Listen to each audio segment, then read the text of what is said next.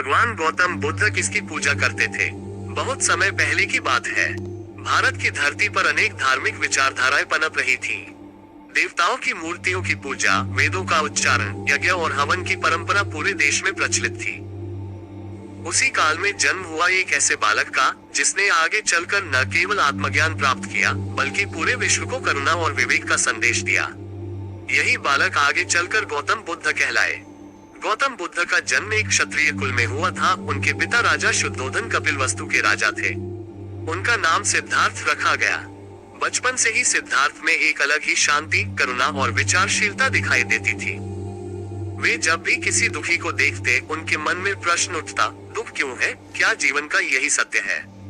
एक दिन सिद्धार्थ महल से बाहर निकले।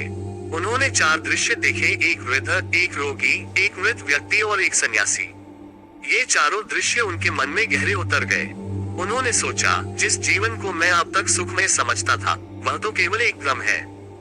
यदि वृद्धावस्था, रोग और मृत्यु से कोई नहीं बच सकता, तो फिर असली सुख क्या है? सिद्धार्थ ने तय कर लिया, वे सच्चे ज्ञान की खोज में निकलेंगे। जंगल की तपस्या। सिद्धार्थ ने रात के अंधेरे में महल, पत्नी यशोधरा और नवजात पुत्र राहुल को छोड़ दिया। वे जंगलों में भटकने लगे, गुरुओं से मिलने, कठोर तपस्या की, शरीर को कष्ट दिए, लेकिन आत्मज्ञान नहीं मिला। 6 वर्षों की साधना के बाद उन्होंने बोधगया में एक पीपल के वृक्ष के नीचे ध्यान लगाया और संकल्प किया, जब तक सत्य नहीं जान लूंगा, यहाँ से नहीं उठूंगा। कई दिनों की गहरी ध्यान साधना के बाद उन्हें आत्मज्ञान प्राप्त हुआ। वे अब बुद्ध बन चुके थे, यानी बोध प्राप्त व्यक्ति, जागृत आत्मा। बुद्ध किसकी पूजा करते थे?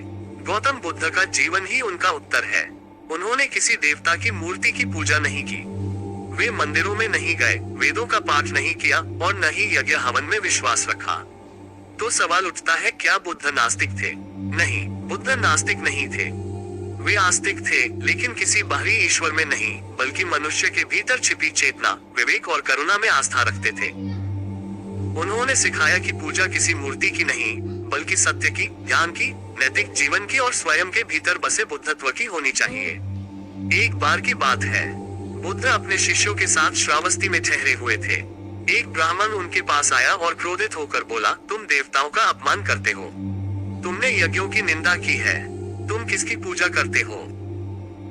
बुद्ध ने शांत स्वर में उत्तर दिया, मैं उस मनुष्य की पूजा करता हूँ जो सत्य के मार्ग पर चलता है, जो क्रोध और द्वेष को त्यागता है, जो दूसरों के लिए करुणा रखता है और जिसने अपने मन को जीत लिया हो। ब्राह्मण अचंभित हुआ, तुम किसी देवता को नहीं मानते? उसने पूछा।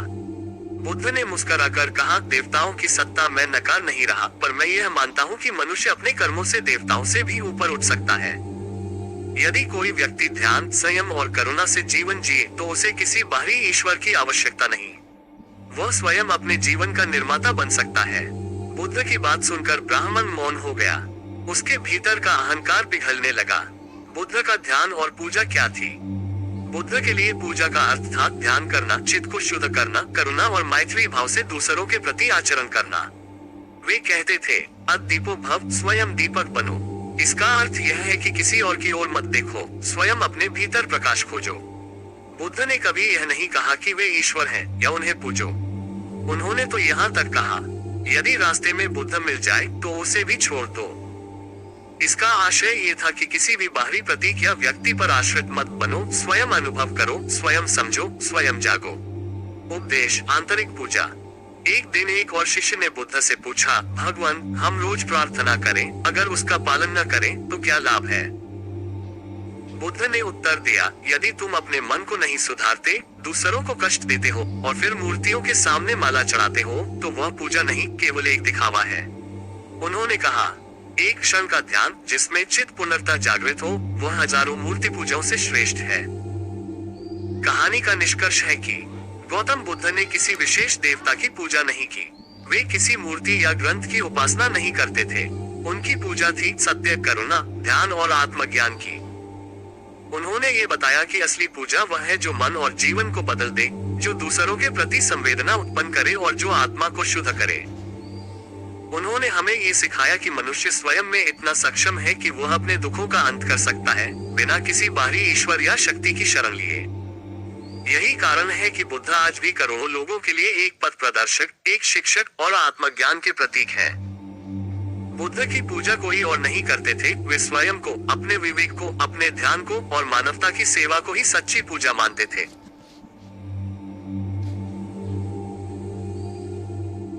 ऐसी ही मोटिवेशनल कहानी सुनने के लिए हमारे वीडियो को लाइक और कमेंट करें और सूर्यांश स्टोरी चैनल को सब्सक्राइब करें। बेल आइकन की घंटी को दबाएं ताकि सबसे पहले आपको वीडियो का नोटिफिकेशन मिले और हमें सपोर्ट करते रहे, जिससे हमारा मोटिवेशन बना रहे। धन्यवाद। आपका दिन शुभ हो।